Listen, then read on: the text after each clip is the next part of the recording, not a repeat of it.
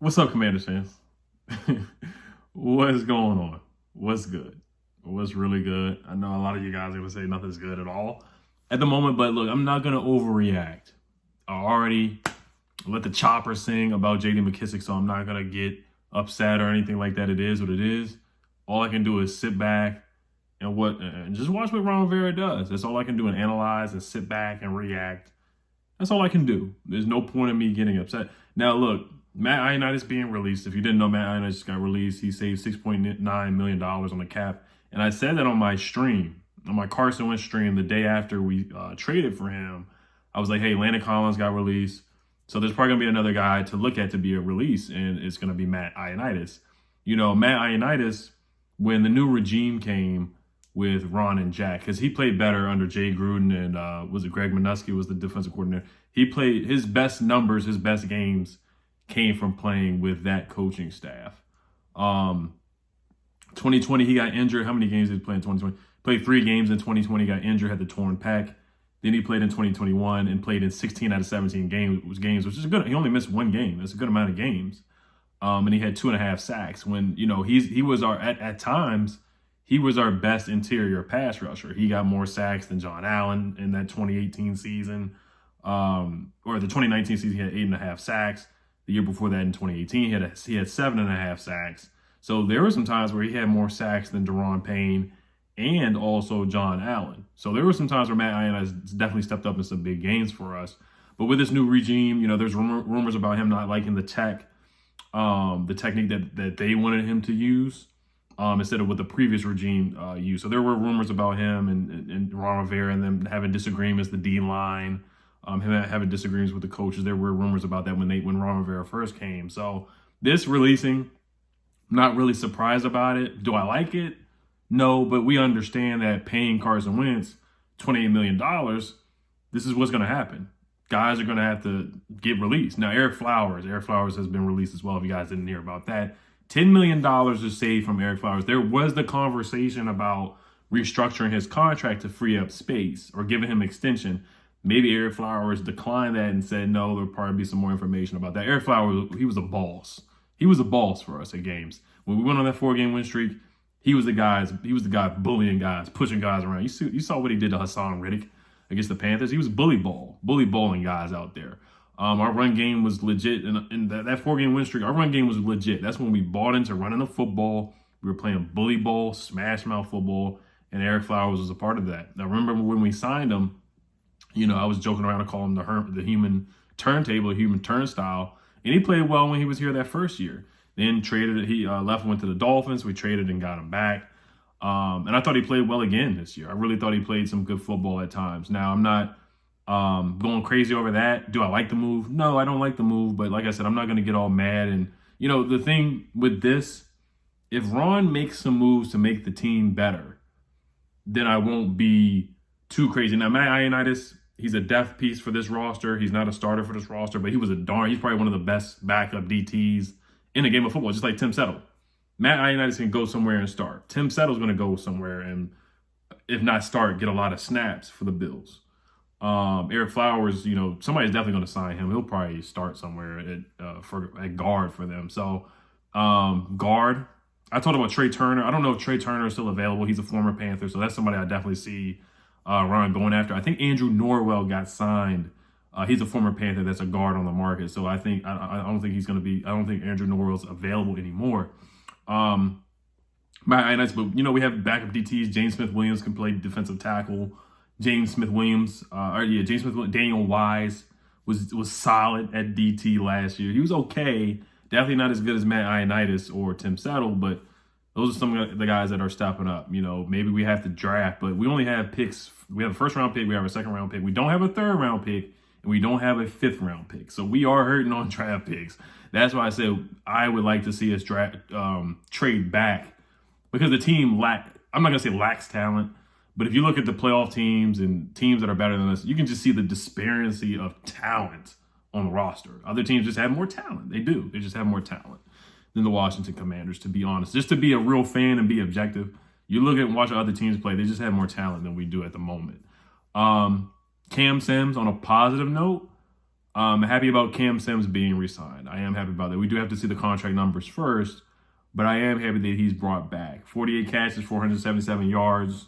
The year before, he had the big game against the Steelers. Had a couple of good catches against the Giants with Alex Smith. Him and Alex Smith had a nice chemistry. This year, I think we just didn't get him the ball enough. Now, he did Moss, Trayvon Diggs. That was a big play for him. He's one of our receivers that play with swag and energy. They play mean a little bit. But he does have to catch the football. He has dropped some wide open ones. I remember in the playoffs against the Buccaneers when we all thought Heineke was going to be the man, and he threw it up there to Cam Sims. Cam Sims dropped the football where it could have been like a 40-yard catch or something like that. It was like one of the first plays of the game in the playoff game against the Buccaneers. He dropped the football, it was wide open. So I'm not mad about that, but he's expected. So nothing's written in stone. Nothing's written in stone. We saw what happened with the Cowboys with Randy Gregory. They're like, oh, we're about to sign Randy Gregory. And next thing you know, he signs with the Broncos. So you just never know with free agency. Things can happen like that all the time. Landon Collins, one more thing. Matt Ionnaidis, I am going to miss him doing the little floss dance when he got sacks. That's one thing I'll miss about him. But like I said, I understand that move. I do understand that move. The Ereck Flowers move is definitely a head scratcher for sure. Because one thing you don't want to mess up your offensive line. That's one thing we could hang our hats on, was that we had the 6th ranked offensive line through PFF. That's what Ron Rivera always say when he was trying to pitch to quarterbacks to come here. And, every time he goes, oh, we had the 6th best offensive line rated by PFF. Ron Rivera said it all the time, trying to get guys to come here, trying to get quarterbacks to come here. Another nugget, too, we just had a news dump, so I'm trying to give everything to you guys. I know everything's like all over the place, but it's just so many things happen at one time that Ron is doing. Landon Collins will be a June 1st cut, so we're not going to be able to see that money until June 2nd, post June 1st. So he's going to save $11.9 million with only $3.8 million left on the cap. That's per Ben Standig, but you won't be able to see that money until June 2nd. That's what Ben Standig tweeted out. Austin Hooper was released.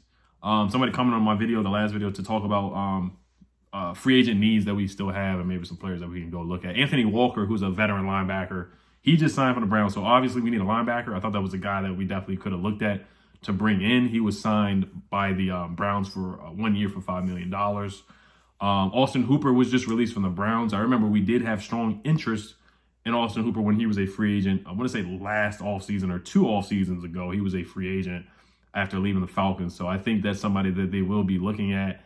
I would look at a 1 year, $5 million deal, something like, because we know everybody wants to talk about, oh, J.D. McKissick, Carson doesn't throw to running backs. When we've seen Carson throw the ball to Boston Scott numerous times, we've seen him throw the ball to Miles Sanders. Remember the touchdown he threw against us at FedEx Field in the corner? Who is that too? A running back. He threw the ball to Miles Sanders. So, but he does use his tight ends a lot. For one, that is true. He uses his tight ends, Zach Ertz, Dallas Goedert, Mo Alley Cox, Doyle, guys like that. He does like to throw to his tight ends. So I do think we should try to add a tight end if we can.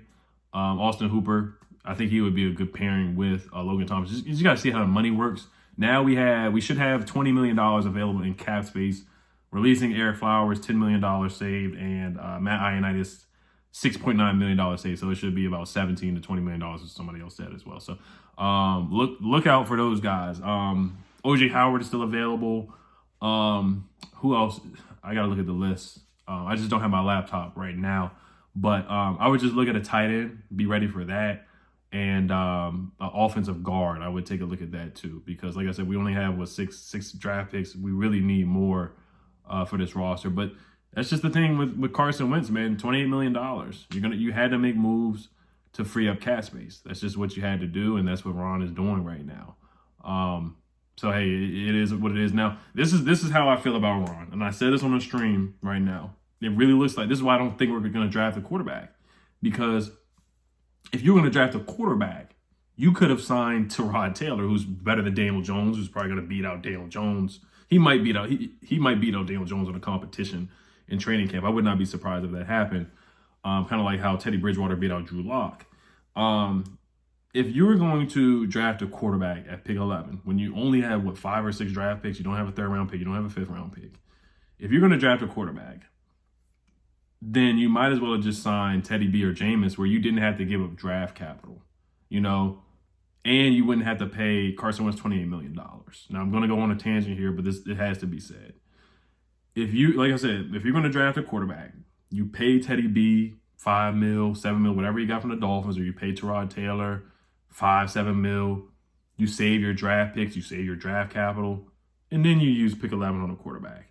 But if you're going to bring in Carson Wentz and pay $28 million and give up draft capital, if you're going to pay him that much money to the point where you got to cut players who were really good for your team, were solid contributors for your team now, then you're basically telling me that you're all in on this guy Carson Wentz to be successful. Ron Rivera needs Carson Wentz to be successful. He's had, at the last, 6 or 7 seasons, he's had majority losing seasons, including the Panther seasons. Carson Wentz, his mental is fragile. You want to support him. If you're going to pay somebody $28 million, you want to support them as much as you can. If I'm paying somebody $28 million, I'm not about to draft a guy who I think could potentially take his spot in the first round.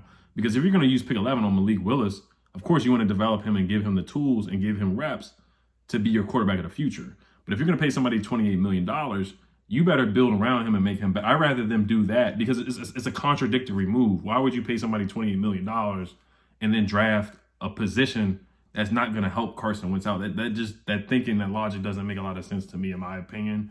But hey, it is what it is, and we'll see what Ron Rivera does. So I just don't see Ron paying somebody $28 million and then drafting a quarterback when you can draft a wide receiver like a Garrett Wilson or a Treylon Burks or a Drake London that could really help out Carson Wentz and could also help out Terry McLaurin and this offense as a whole. So, but all right, you guys let me know what you guys think about the moves. Hell to the Commanders. Salute. Peace.